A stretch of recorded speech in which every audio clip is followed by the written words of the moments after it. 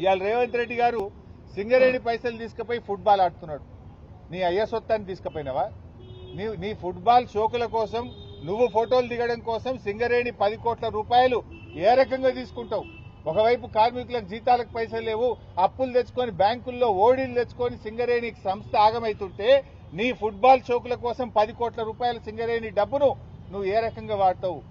గతంలో సిఎస్ఆర్ డబ్బు సింగరేణి డబ్బు బీఆర్ఎస్ ప్రభుత్వం ఉన్నప్పుడు వాడితే ఆ పిల్లల కోసం వాడినాం.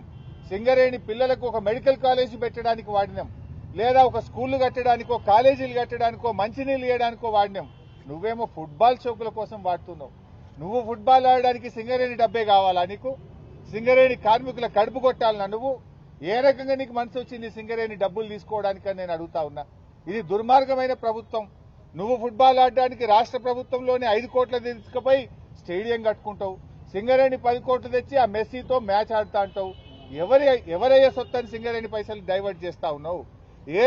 సింగరేణిలో జీతాలు ఇద్దామంటే పైసల్లే ఓడి తెచ్చుకునే పరిస్థితి ఉన్నది, నువ్వు 10 కోట్లు తెచ్చి ఫుట్బాల్ ఆడతావా? ఇదేనా ప్రజాప్రభుత్వం? ఏ రకంగా దుర్వినియోగం చేస్తావని చెప్పి నేను రేవంత్ రెడ్డిని అడుగుతా ఉన్నా.